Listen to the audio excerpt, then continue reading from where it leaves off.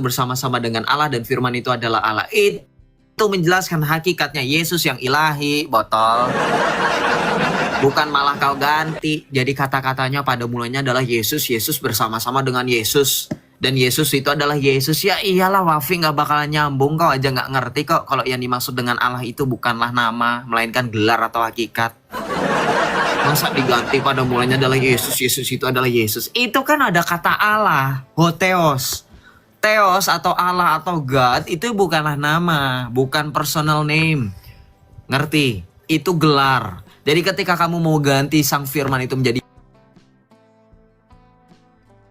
Allah itu sebagai Yesus, coba masukkan aja kalau kamu memang mau ganti-ganti. Tapi kan itu kurang ajar, nggak ganti-ganti ayat kitab suci milik umat lain, betul nggak? Sekarang boleh nggak saya ganti-ganti ayat-ayat dalam kitabmu yang katanya suci itu kata si kami itu, karena mata saya sakit bacanya. Kok kata ganti tunggal subjek pertama pakai kata ganti kami? Kamu itu legion apa berapa orang sih? Ganti itu saya ganti, itu yang harus diganti. Nggak usah utak-atik ayat kami. Ayat kami ambigu karena kamu terlalu sering baca kata ganti kami.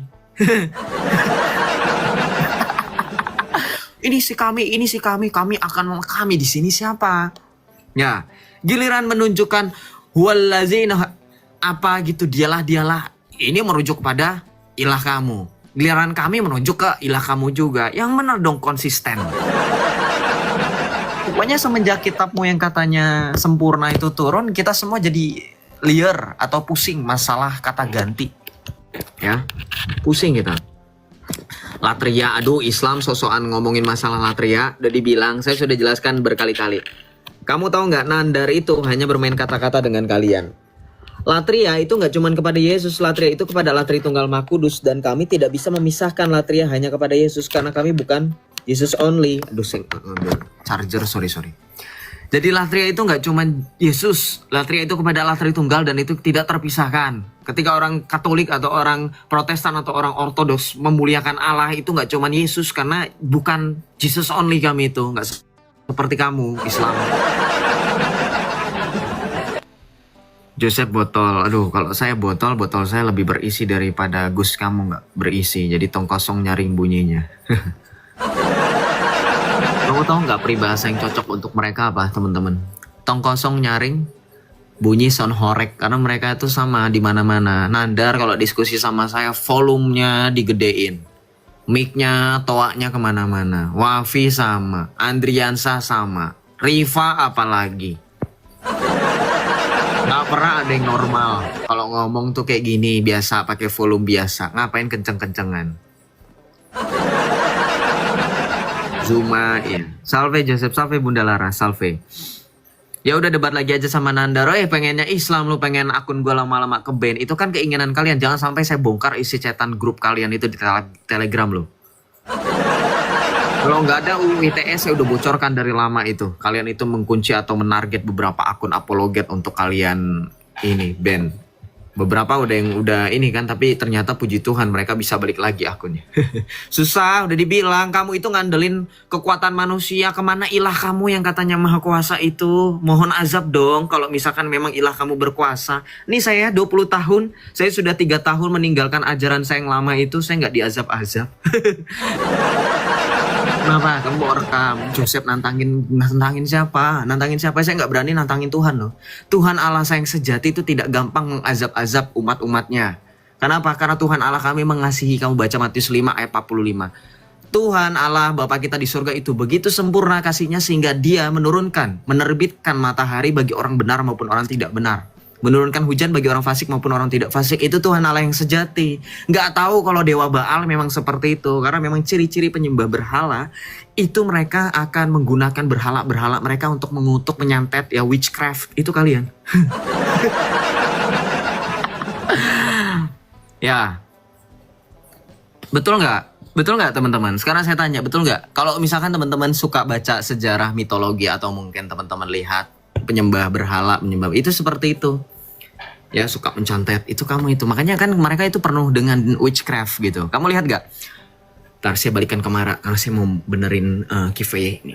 Kamu lihat gak explore yang hantu-hantu itu mereka baca doanya dalam doa apa? Dalam doa imannya mereka. Gak pernah mereka bacakan ayat-ayat kitab Alkitab atau baca doa Bapa Kami atau misalkan doa Salam Maria atau misalkan menyebut nama Yesus. Kenapa? Karena sesuai dengan Filipi 2 ayat 11, supaya di dalam nama Yesus bertekuk lutut apa yang ada di langit dan di bumi. Kalau mereka menggunakan nama Yesus, iblis pada gemetar. Tapi kalau mereka menggunakan nama ilah dan junjungan dalam iman mereka, itu pada tertarik. Kenapa? Karena ada suratnya, mereka itu dirangkul. Betul nggak? Di Alkitab nggak ada surat jin, surat untuk jin, atau jin baca Alkitab, atau jin itu jadi Kristen, dibaptis. Nggak ada. Sorry ya. Di kita itu, di Alkitab dikatakan oleh Tuhan Yesus, iblis adalah bapa segala dusta. Sedari mula dia adalah pembunuh manusia. Beda dengan kalian. Dijadiin kawan, dirangkul. Betul nggak? Ya. Jadi nggak ada kuasa gelap yang tahan kalau mendengar nama Yesus, habis sudah. Kalau mereka berani ketika mereka uji nyali atau semacamnya, saya nggak mau berbicara hal-hal yang masih diragukan kebenarannya. Tapi sudah ada beberapa fakta, ya kan? Kamu lihat itu. Tidak ada orang-orang yang menuliskan nama Yesus atau nama Maria atau nama malaikat atau nama para kudus, kemudian mereka gabungkan dengan witchcraft atau sihir atau okultisme. Itu nggak ada, nggak bisa. Kenapa? Kamu tanya, kenapa dukun-dukun itu lebih suka dengan tulisan cacing? Nah, karena itu sarangnya. Di sana itu sarangnya. Kamu kan akui sendiri. Harut marut itu diturunkan sama siapa? Sama ilah kamu. Ya.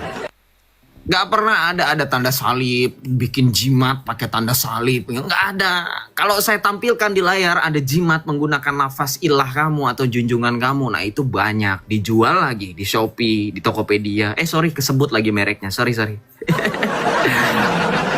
Aduh. Tahu nama istilahnya apa? Kalau nggak tahu cari rajah di Google. Rajah cari. Itu jimat-jimat tuh. Kamu lihat jimat-jimat itu tidak ada satupun yang menggunakan nama Yesus atau Maria atau para kudus atau dari tanda salib, nggak ada. Ya, ngerti? Nggak laku, nggak bakalan laku. Oke, kamu cari di Google R-A-J-A-H, Rajah. Nah, kamu cari itu jimat-jimat itu. Saya sudah pernah berpengalaman. Waktu itu kan kesaksian saya. Waktu saya nginap keluarga di salah satu villa di kaki Gunung Salak. Itu kan ada pengalaman saya dengan raja. Emang itu semuanya akan tunduk ketika ada nama Yesus diucapkan. Coba aja tanya.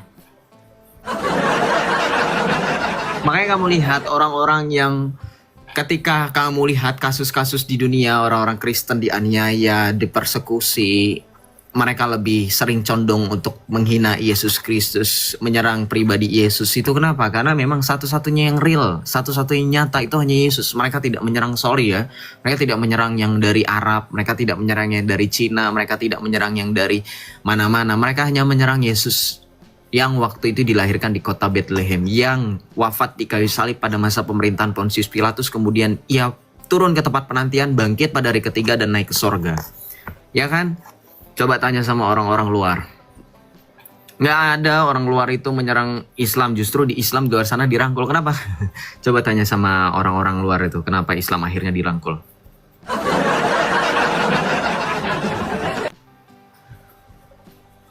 Orang Kristen mana ada yang normal? Kami itu normal.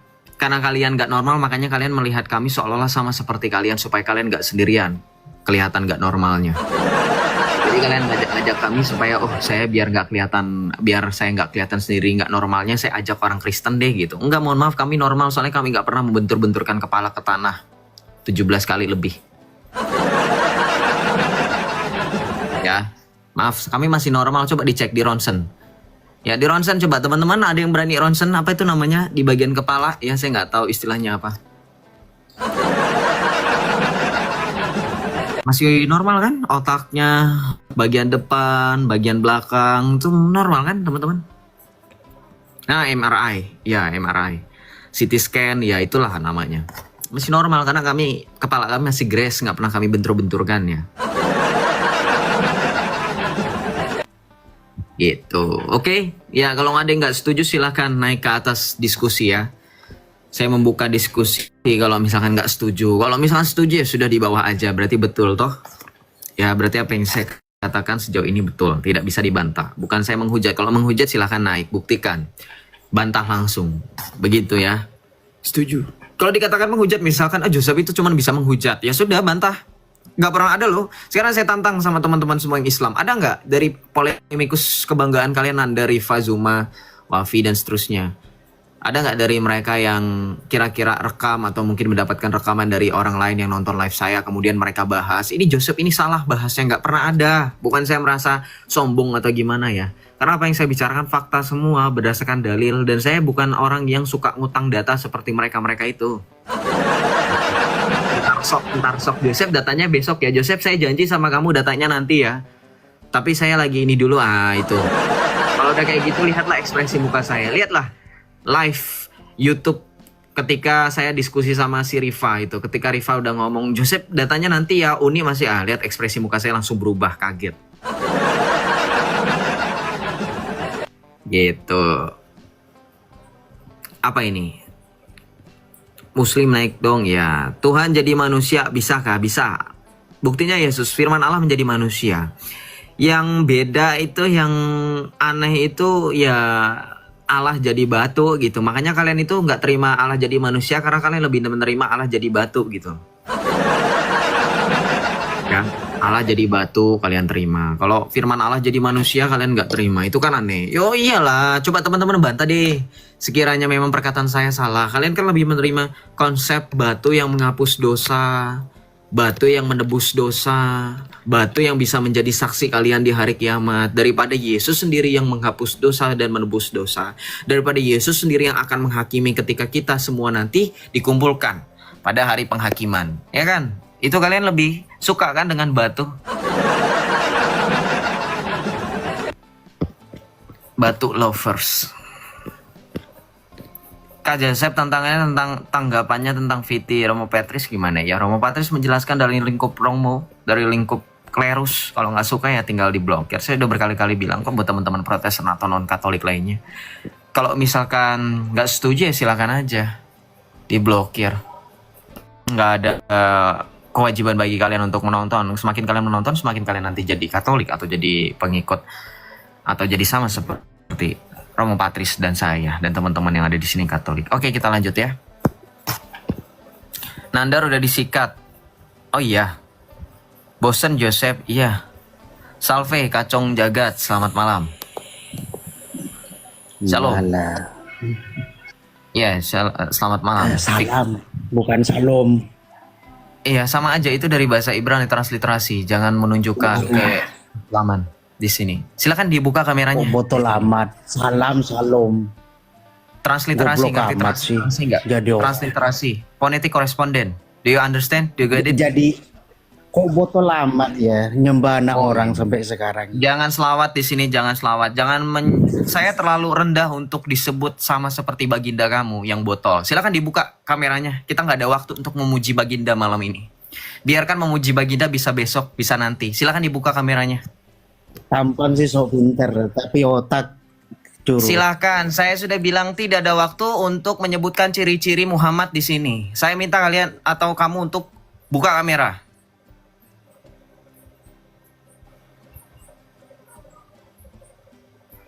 Halo, buka kamera. Kan saya nggak. Bangkai mati terkutuk. Ya, bangkai yang terkutuk itu yang sampai sekarang nggak bangkit-bangkit. Yang dikubur di tanah, yang matinya kena racun, itu bangkai terkutuk. Yesus itu kamu samakan dengan junjungan kamu, beda bro. Yesus itu wangi, buktinya dia bangkit, gak ada yang ngeluh bau, gak seperti junjungan kamu. Makanya makamnya ditutupin, dijagain, gak boleh lama-lama kamu di sana. Kamu belum pernah ke sana ya? Saya udah pernah. Coba kamu tanya sama saudara-saudara kamu, teman-teman kamu. Kalau nggak dijagain askar kuburnya junjungan kamu, abis itu. Kebauan, nggak ditutupin.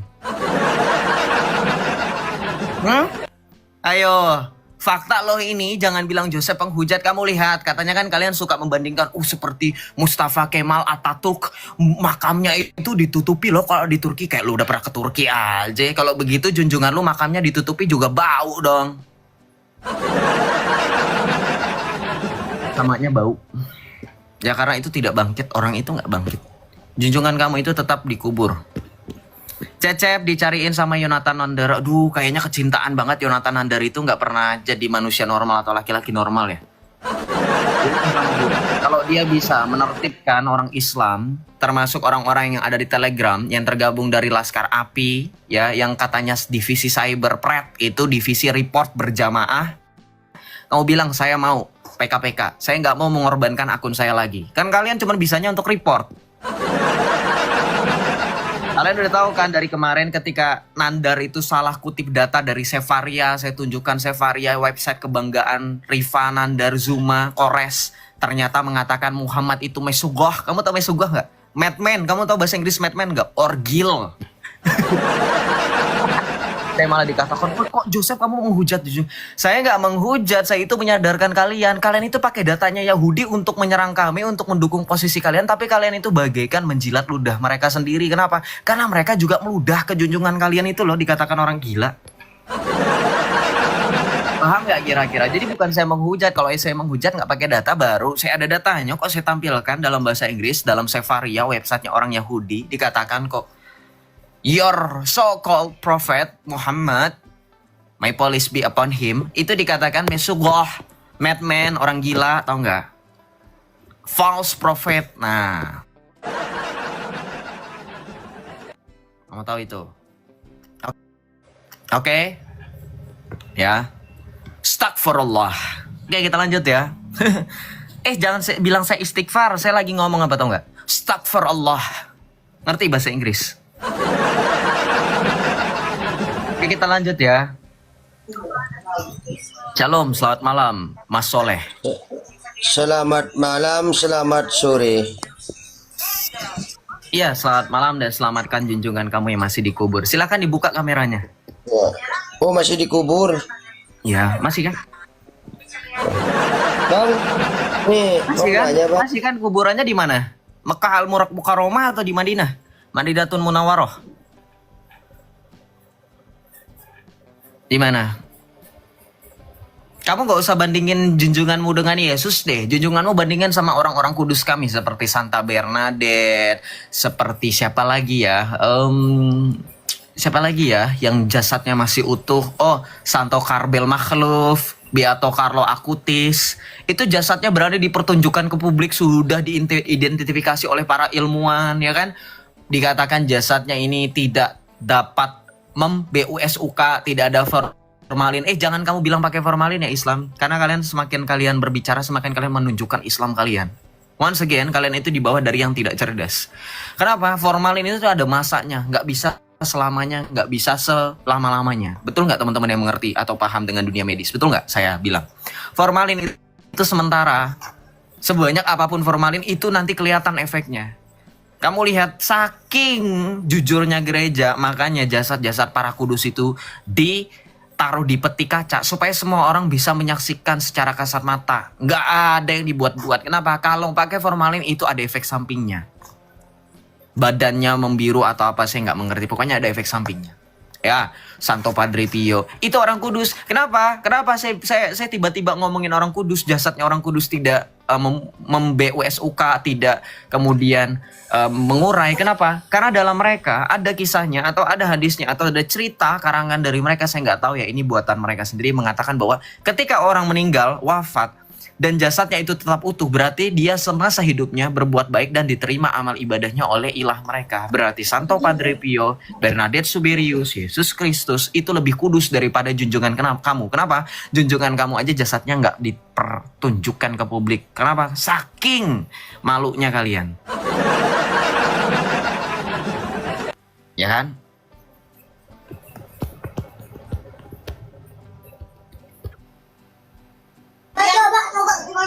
Halo.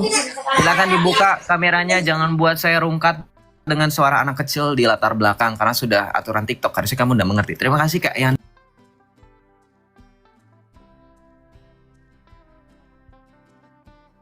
Saya kena report teman-teman di akun saya yang satu lagi. Ya inilah mereka cuma bisa nge-report kerjaan mereka. Saya tuh malas. Saya yang satu lagi. Ya inilah mereka. Sorry.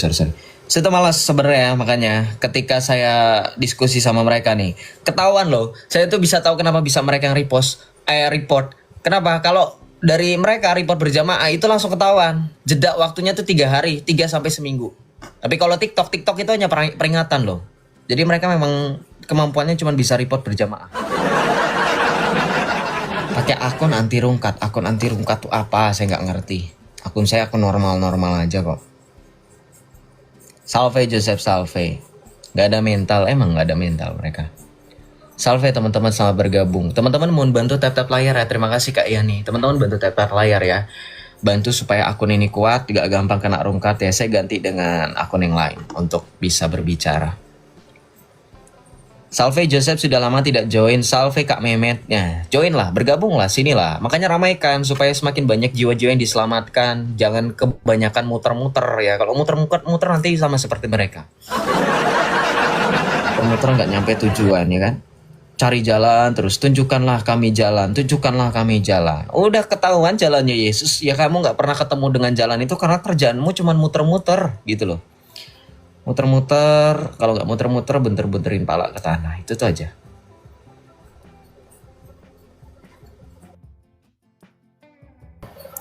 Kita lanjut ya teman-teman. Sorry, double. Oke, kita lanjut teman-teman, bantu tap-tap layar ya sekali lagi ya. Terima kasih, dikencangkan tap-tap layarnya, di-share, di repost. Terus jangan kasih kefor, biar stroke. Astagfirullah. Kita lanjut ya. Kamu nyuruh saya istighfar, itu istighfar saya. Akun ini bikin kreator AI, biasanya lebih kuat akunnya. Oh iya, coba saya bikin AI. Nah. Astagfirullah. Oke, kita lanjut ya. Astagfirullah. Kita lanjut.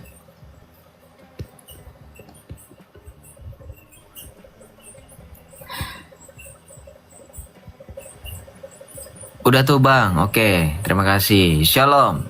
Oh belum naik ini. Shalom, shall see the sun shine soon. Ini panggilnya apa? Bang Yosef. Halo, selamat malam. Malam. Iya. Dari Islam atau dari Kristen, sorry? Aku Katolik bang. Oh dari Katolik, oke, silakan. Aku mau nanya sedikit aja sih bang, yang masih agak mengganjal dikit. Jadi kan kita diajarin doa Bapa Kami ya bang ya. Untuk diberikan rezeki yang secukupnya. Tapi dari gereja lain tuh aku pernah mendengar doa Yabes yang mana isinya diberikan rezeki yang berlimpah-limpah. Itu sebenarnya gimana ya bang? Aku sedikit bingung, sedangkan di Katolik sendiri aku jarang banget kita mendoakan doa Yabes gitu. Mana tahu bang Yosef ada penjelasan soal itu. Aku mau nanya itu aja sih bang. Ya karena doa yang paling utama itu doa Bapa Kami, itu udah mencakup semuanya kok. Kamu tahu isi paham dengan doa Yabes gak? Mungkin pemahaman aku masih sangat dikit ya bang, mungkin boleh dijelasin bang. Doa Bapa Kami itu doa yang diajarkan oleh Yesus Kristus, sementara doa Yabes itu berbeda secara versi. Ya, sebenarnya sah-sah saja kalau mau buat doa, tapi lebih, saya pikir saya sebagai orang Kristen dan teman-teman sebagai orang Kristen sah-sah saja mau pakai doa Yabes atau doa Bapa Kami, tapi yang lebih utama ya of course doa Bapa Kami lah, sis. Karena doa Bapa Kami itu mencakup semua secara keseluruhan. Selain kamu meminta supaya kamu diberikan rezeki, kamu juga meminta pengampunan. Ampunilah kesalahan kami seperti kami pun mengampuni yang bersalah kepada kami. Is that true? Kamu juga meminta kepada Allah Bapamu yang di surga untuk dijauhkan, dibebaskan dari yang jahat. Betul kan? Ya sudah. That's the point. Jadi kalau ditanya kenapa kita tidak mendoakan doa Yabes, ya doa yang lebih sempurna dan doa yang lebih paling lengkap itu doa Bapa Kami. Karena itu sekaligus selain meminta diberikan rezeki, diberikan berkat dan seterusnya, kita juga diajarkan untuk mengampuni orang lain sebelum kita mendapatkan pengampunan. Itu poin utama kan dalam kekristenan tentang ajaran hukum kasih. Begitu Kak Sunshine. Oke kalau gitu. Cuma itu aja bang. Terima kasih ya bang. Ya, terima kasih kembali. Tuhan Yesus berkati. Shalom, salve. Shalom, salve. Jadi dua-duanya silakan. Kamu mau doa Bapa Kami, doa Yabes itu kan yang ada lagunya tuh. Kiranya Engkau memberkati aku berlimpah-limpah dan memperluas daerahku, dan kiranya tangan-Mu menyertai aku, dan seterusnya. Itu kan sah-sah saja, nggak jadi persoalan. Cuman kenapa dalam ekaristi kenapa nggak dirangkai? Karena perayaan ekaristi itu intinya kita bukan sekedar meminta berkat dan seterusnya, kita juga harus melihat secara liturgi keseluruhan gitu loh, bukan suka-suka ekaristi itu, ya.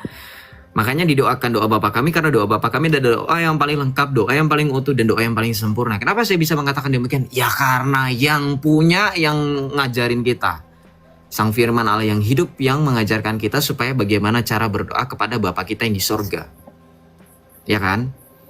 Dengan pertama-tama kalimat yang pertama adalah menyebut dan memanggil Allah Bapa kita. Bapa kami yang ada di sorga, dimuliakanlah namamu, datanglah kerajaanmu, jadilah kehendakmu di atas bumi seperti di dalam sorga.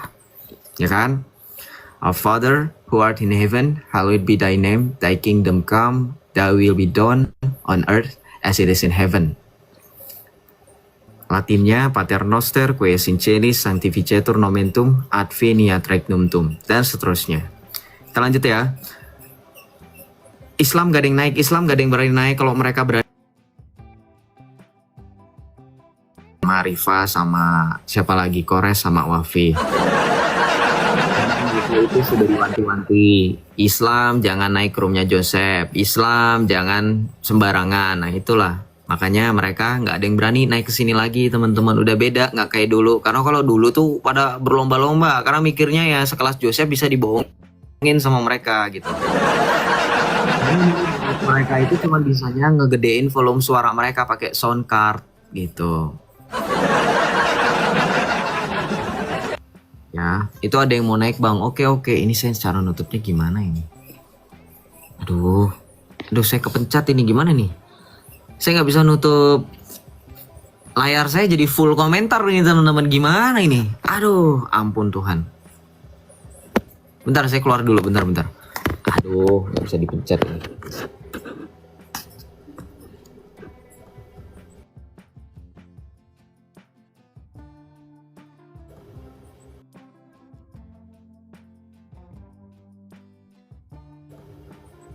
Men, jangan kayak gitu dong.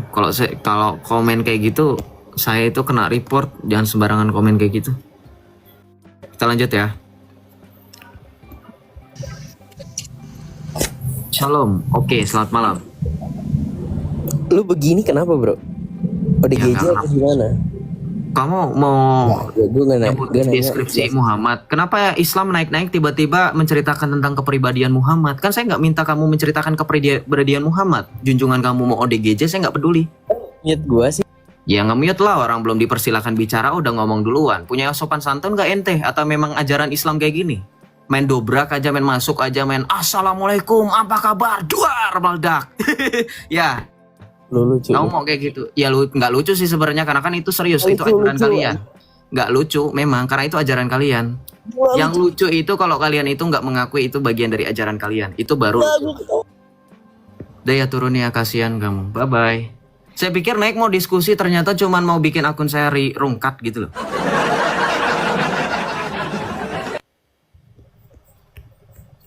Ya, kita lanjut ya. Itu kan kasih kesempatan untuk naik, untuk berdiskusi, malah memilih berpolemik gak jelas, ya kan?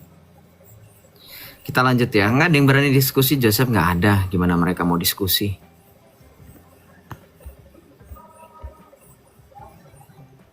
Halo. Shalom, Alex Wish. Shalom, bro. Shalom bang, saya Katolik bang. Saya mau nanya bang, Joseph. Iya. Saya mau nanya tentang kenapa sih kok mungkin udah dijelaskan apa mungkin saya nggak tahu ya. Kenapa sih kok selalu dari sebelah sering nyalain Paulus, nabi palsu, pengikut Paulus? Bisa mungkin bang Joseph kasih tahu? Iya karena oke. Itu kalau teman-teman perhatikan, kalau teman-teman tanya sama mereka, saya pernah kan waktu debat sama Yusuf VI, saya tantang untuk berikan literatur paling tua dari Islam di mana mereka membenci dan mengutuk Rasul Paulus. Itu nggak bisa, sampai sekarang nggak ditunjukin dalilnya. Selalu bilang entar, itu tema yang berbeda itu. Padahal dia udah janji kalau debat dan ketemu lagi sama saya, apapun itu akan ditunjukkan. Tapi sampai sekarang datanya nggak ada. Jadi kenapa? Saya langsung jawab aja. Itu adalah ajaran dari Syiah. Kalau kalian pengen tahu. Kalian bisa cek sendiri di Google, kalian bisa tanya sama teman-teman yang Syiah kalau kalian punya. Betul nggak? Syiah itu yang pertama kali dari kalangan Islam yang membenci Paulus. Kenapa? Ya kalau misalkan mereka pada akhirnya membiarkan itu, berarti mereka bagian dari Syiah. Padahal mereka sendiri mengatakan Islam itu bukan Syiah. Kecuali kalau mereka sekali lagi berani menunjukkan dari zaman Nabi mereka, dari zaman para ulama yang hidupnya hanya berjarak ratusan tahun atau puluhan tahun setelah wafatnya junjungan mereka, membenci Paulus baru. Kenapa? Kalau teman-teman juga perhatikan, poin yang lainnya yang unik adalah bahwa alasan mereka membenci Paulus tiada lain tiada bukan adalah mereka mengikuti tontonan mereka, yaitu Zakir Naik dan Ahmad Didat. Pola terbaliknya mereka, sehingga mereka terbrainwash dan diikuti oleh mukalaf-mukalaf. Mukalaf-mukalaf apa? Mukalaf-mukalaf sekelas Irene Handono, ya kan? Moko Ginta, Yahya Waloni, siapa lagi? Kainama, yang mengatakan Paulus menciptakan Kristen, Paulus yang menemukan, yang mengajarkan, yang berbeda dari Yesus, kan itu kan? Itu sudah terbrainwash tanpa mereka cross-check sendiri bahwa selain Paulus, Petrus, Yohanes, dan 12 murid lain pun mengajarkan Yesus adalah Tuhan. Kamu lihat surat-suratnya Rasul Petrus, kamu lihat suratnya Yakobus, kamu lihat suratnya Yudas Rasul, dan seterusnya. Murid Yesus. Jadi bukan sekedar Paulus saja, jangan mentang-mentang Paulus menuliskan banyak surat ya karena dia yang dipanggil oleh Allah untuk bertobat. Gak jadi masalah toh. Kamu pun punya Umar bin Khattab kan, yang katanya pedang Allah itu. Tapi bedanya, Paulus setelah bertobat dia tidak lagi menggunakan kekerasan sama sekali. Justru akhir hidupnya dia mengalami hal yang sama ketika dia sebelum bertobat, yaitu dihilangkan kepalanya. Itu yang dia dapatkan dan dia memperoleh mahkota kehidupan. Beda dengan versi sebelah, biarpun bertobat yang tadi saya sebutkan orangnya itu, dia tetap menggunakan pedang. Without sword, without lies, ya mereka akan dies. Mereka nggak bakal bisa tersebar. Paulus itu menuliskan surat kepada jemaat di Efesus, kepada jemaat di Roma, kepada jemaat di Korintus, kepada jemaat di Kolose, dan seterusnya, tanpa menggunakan pedang. Kekristenan menyebar dengan pesat dan mereka diteguhkan dengan ajaran-ajaran mereka. Dan ingat loh, apa yang diajarkan Rasul Paulus itu dikonfirmasi oleh Petrus sebagai paus yang pertama yang dipilih oleh Yesus di antara para rasul. Makanya tidak benar kalau Paulus dikatakan berbeda dan menyimpang. Kenapa? Apa yang diajarkan oleh Paulus dikonfirmasi oleh Petrus dalam suratnya 1 Petrus 3:15. Oke? Jadi seperti itu bro Alex. Jadi kalau ditanya balik pun mereka nggak bakalan bisa membuktikan bahwa Paulus mengajarkan yang berbeda. Ketika mereka membaca surat Petrus, ketika mereka membaca Injil Yohanes, ketika mereka membaca kitab Wahyu yang dituliskan oleh Rasul Yohanes ketika di pengasingannya di Pulau Patmos, menegaskan Yesus itu Allah kok. Yesus itu Tuhan kok. Ya kan? Tapi pada intinya ketika dikatakan perbedaan, ya karena yang bicara itu beda-beda. Paulus dengan gaya diatribnya. Paulus itu pemikir ulung loh, termasuk kalangan filsuf. Kenapa saya berani katakan itu? Kamu baca 1 Korintus 8. Itu bab, salah satu dari bagian bab, di bab ke-6 juga, bab 7, bab 8. Itu dimana Rasul Paulus berhadapan dengan orang-orang di Athena. Kamu tahu orang-orang Athena itu apa? Orang-orang Yunani. Di masanya Paulus, bahkan sebelum Masehi saja, itu sudah banyak filsuf-filsuf, pemikir-pemikir. Filsafat itu lahir kebanyakan dari sana, betul nggak teman-teman? Dan Paulus itu pergi ke sana memberitakan Injil. Dan lihatlah ketika dalam 1 Korintus itu, Rasul Paulus berdiri di tengah-tengah orang Athena, orang Yunani. Beda dengan junjungan mereka, gimana mau ngomong sama filsuf, baca aja nggak becus.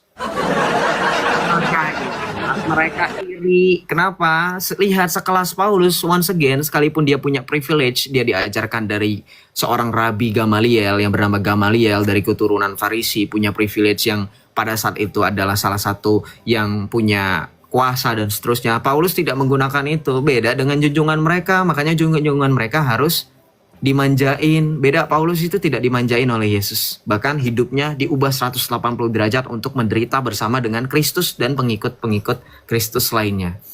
Makanya sekali lagi saya bilang kenapa mereka bisa benci, ya karena mereka benci itu karena iri. Junjungan mereka nggak sama seperti Paulus. Gitu. Silakan Bro Alex, ada lagi?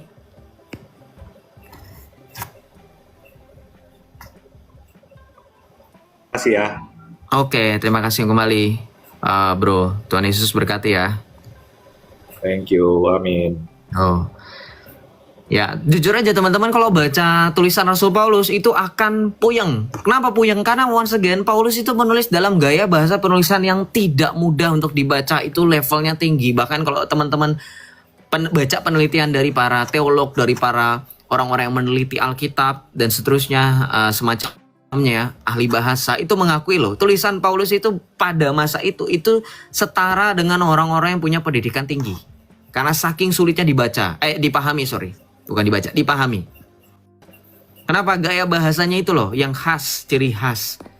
Maka ketika Anda hanya mengutip atau mencongkel atau hanya memungut satu ayat, dikeluarkan dari konteksnya, itu akan jadi ambigu ya, karena Paulus itu tidak sama seperti junjungan kalian. Ya, gitu. Nggak bisa baca nggak becus tapi hafalannya 30 juz bro. Siapa junjungan kamu hafal 30 juz? Masa sih? Coba Nek, saya bisa buktikan dalam hadis Nabi kamu itu bersyukur dengan salah satu orang yang membaca Quran, dan ketika ia dengarkan dia bilang, untung kamu bacain karena saya sempat lupa dengan bacaan itu. Nabi kamu itu pelupa loh, junjungan kamu. Hafal 30 juz itu dari mana bro? Nek, coba. Saya pengen tahu dalilnya. Junjungan kamu nggak becus baca tapi hafal 30 juz. Junjungan kamu ternyata, wah ini betul junjungan kamu itu merendah untuk meroket ternyata. Roketnya naik apa Joseph? Roketnya naik buruk.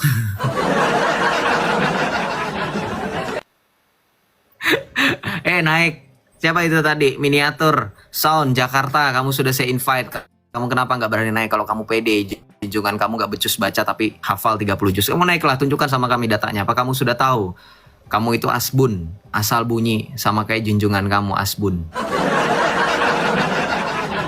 Enak aja, nggak becus baca tapi hafal 30 juz. Kamu tahu nggak, sebelum orang menghafal, orang itu pasti membaca. Ngerti? Kalau nggak membaca pasti dia dibacakan. Permasalahannya siapa yang membacakan Muhammad Al-Quran? Berarti nanti jadi blunder. Kenapa saya bilang blunder? Logika lah, pakai otakmu itu, makanya sering kan dipanasin di starter dengan cara dibentur-benturkan. Kamu pakailah sekali-kali, jangan cuma dibentur-benturkan aja. Kalaupun memang junjungan kamu hafal, ada dua konsekuensi. Yang pertama, dia bisa baca tapi dia pura-pura. Berarti selama ini klaimnya bohong, bahwa Muhammad tidak bisa baca untuk membuktikan dia tidak mereka-reka apa yang dikatakan Allah. Berarti bohong. Ternyata Muhammad bisa baca. Buktinya dia bisa hafal 30 juz. Kenapa? Once again, orang menghafal itu pasti pernah membaca atau tidak, paling tidak pernah mendengar bacaan orang lain jadi menghafal. Itu satu, dia bisa membaca. Yang kedua, dia mendengar bacaan dari orang lain. Pertanyaan saya, berarti yang menjadi nabi harusnya bukan Muhammad. Kenapa? Karena orang yang mendapatkan wahyu Quran itulah yang pertama kali dia menjadi nabi. Ya kan? Silakan kamu naik ke sini, saya pengen tahu, saya pengen ngecek logika kamu tuh jalan nggak? Kenapa dia kabur itu? Ya naik, mana dia? Hilang dia ternyata. Wow, hilang di telang bumi dia. Nyusul junjungannya. Muslim pinter tidak akan naik ke room botol. Iya, botol menurut kalian, karena menurut kalian room yang kecil, yang sekiranya kalian pikir nggak bisa Al-Quran, jadi kalian bodoh-bodohi gitu kan. Demen gitu. Tapi kalau ke roomnya Joseph, karena sekelas Joseph itu bukan botol bagi kalian gitu kan. Sekelas Joseph botol bagi kalian ya karena kalian pikir saya itu nggak botol sama seperti kalian. Gitu. Selamat malam Joseph, Salve, God bless you and family, God bless you too gitu. Gimana kalau Allah yang bisikan ke kuping Ahmad bang, terus dihafalin bisikannya? Perlu waktu nggak saya tanya? Itu konsekuensi logisnya, kalaupun dari Jibril bisikin ke kuping atau telinga pada saat junjungan kamu itu bersemedi di Gua Hiro, kamu itu jangan BODOH. Kenapa saya bilang BODOH? Junjungan kamu diangkat jadi nabi waktu umur berapa? Hitung. Dapat risalah wahyu Al-Quran tahun berapa? Hitung. Yuk kita main hitung-hitungan Islam. Jangan mundur. Kenapa? Karena katanya kan yang mencetuskan algoritma aljabar itu kan dari Islam. Ayo dong pintar dikit, pakai hitung-hitungan aja sederhana. Mungkin hanya dengan mendengar Jibril menyampaikan wahyu, Muhammad jadi nabi umur berapa? Hitung ya. Umur dia wafat umur berapa? Dia mendapatkan wahyu itu tahun berapa?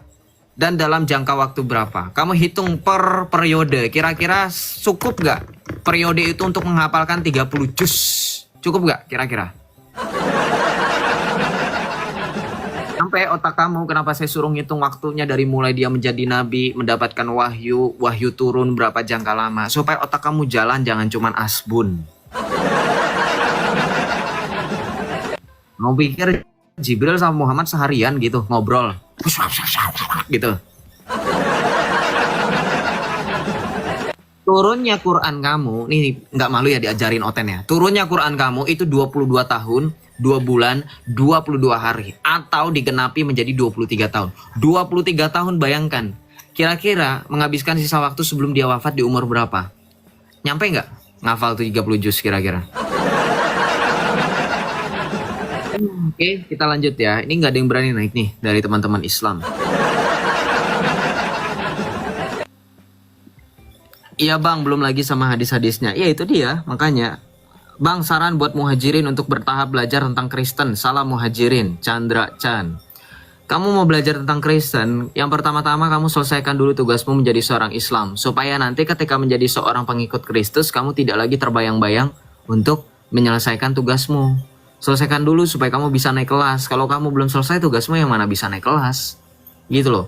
Makanya jangan anggap saya menyelesaikan Islam itu saya tinggalkan begitu. Saya nggak pernah meninggalkan Islam. Saya menyelesaikan Islam kok. Makanya saya bisa lolos, saya bisa naik kelas. Nah orang yang masih Islam itu orang yang belum naik kelas, paham? Itu bahasa saya ya. Sekali lagi ya, jangan ada yang bilang Joseph itu meninggalkan Islam di usia bla bla bla bla. Enggak, saya tidak meninggalkan. Saya menyelesaikan tugas saya sebagai seorang Islam. Kenapa? Buktinya saya bisa naik kelas, saya menjadi pengikut Kristus, ya. Kamu merasa kamu itu stuck jadi orang Islam karena kamu belum selesai, makanya belum naik kelas. Simpel kan? Sederhana kan? Kalau kamu mau menjadi pengikut Kristus, ya kamu selesai dulu PR kamu. Kalau belum selesai ya sudah. Joseph murtad, iya itu sebutan predikat untuk orang yang selesai dan naik kelas. Kalau orang yang nggak naik kelas ya disebutnya Islam. Udah gitu aja. Betul? Saya nggak masalah disebut murtad, itu kan predikat bagi orang yang sudah naik kelas, murtad itu. Nah, orang yang nggak naik kelas, orang yang tinggal kelas terus bertahun-tahun, nah itu jadi Islam. Loh mereka bangga loh, bayangin loh, mereka bangga dibilang kayak gitu. Ya, kok saya bingung. Aduh, luar biasa ini. Ini beneran nggak ada tuh, men. Hari ini sepi ya, tapi ya hari ini sepi. Biasanya kemarin-kemarin itu 1000 gitu loh. Itu bagi lo Joseph, enggak, itu bukan bagi saya, itu bagi orang-orang yang juga punya pengetahuan yang basic dan sederhana. Berapologetika TikTok dari tahun berapa bang? Dari tahun 2023 malam minggu. Oh iya. Udah bosan kali orang denger lo ngoceh. Iya bosan orang-orang. Lu nggak bosan Didi? Wah nggak malu nih si Didi nih, laki-laki satu ini. Nah, kamu menjilat ludah kamu sendiri, bilang orang lain bosan, berarti kamu nggak bosan karena kamu masih di sini. Host, bacakan dongeng biblos. Saya bacakan nama kamu aja, saya nggak sudi. Abi, kamu nggak naik-naik dari tadi. Kamu nggak naik-naik dari tadi. Tirakatan itu, oh ya, malam 17-an memang iya. Bantu tap-tap layar, ya bantu tap-tap layar. Enggak, yang penting saya live itu supaya teman-teman tahu ini akun saya sudah bisa live. Jadi nanti kalau misalnya saya live, teman-teman ya silahkan join lagi besok atau lusa ya. Karena banyak yang nanya gitu. Banyak yang nanya, Joseph live lagi kapan? Ini sudah live. Nanti kalau misalnya live lagi ya berarti tinggal tunggu waktunya. Mudah-mudahan akunnya awet ya, karena baru selesai kena ban emang.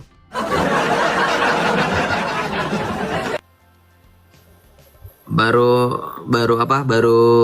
selesai kena ban. Gak rame Sep, mending tutup aja.